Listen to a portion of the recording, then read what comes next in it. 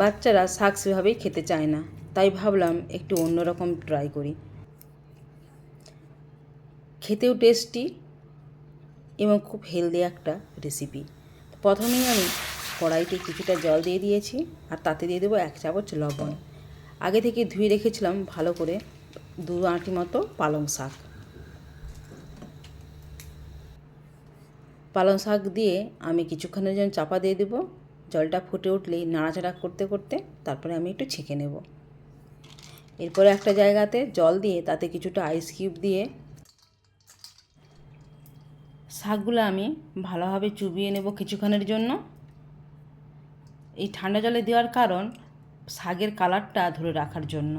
এরপর আমি তুলে ছোটো ছোটো করে আমি কুচিয়ে নেব।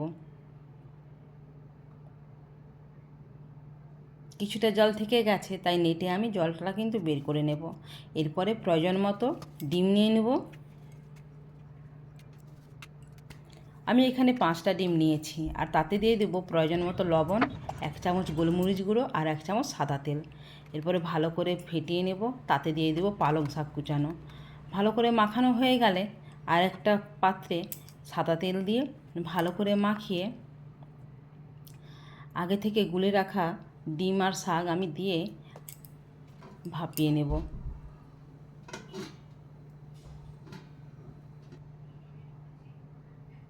এরকম একটা হয়েছে।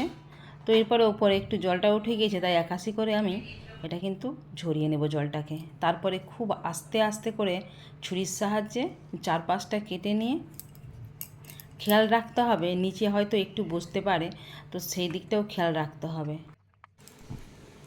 আমি এখানে কিউব সাইজে কেটে নিচ্ছি।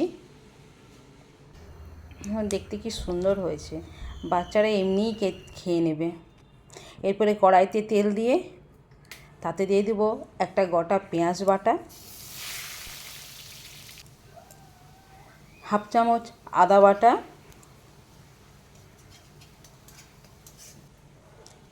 একটা গোটা টমেটোর পেস্ট, প্রয়োজন মতো লবণ। এরপরে দিয়ে দেবো কাশ্মীরি লঙ্কা গুঁড়ো আর দিয়ে দেবো 1 চামচ রসুন বাটা। ভালো করে কষিয়ে নিতে হবে। মশলাটা কষানো হয়ে গেলে উপর থেকে আমি দিয়ে দেবো আগে থেকে কেটে রাখা আমার কিউবগুলো। ভালো করে নাড়াচাড়া করে নেব। তারপরে প্রয়োজন মতো জল দিয়ে দেবো।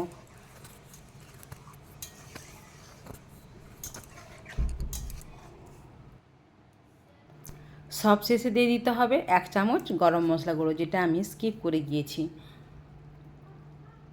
দেখতেও খুব সুন্দর হয়েছে, খেতেও ভীষণ টেস্টি।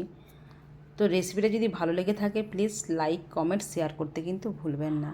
আর হ্যাঁ, রেসিপিটার নামটা কিন্তু আজকে আমি বলবো না, আপনারা কিন্তু কমেন্টে জানাবেন। ভালো থাকবেন।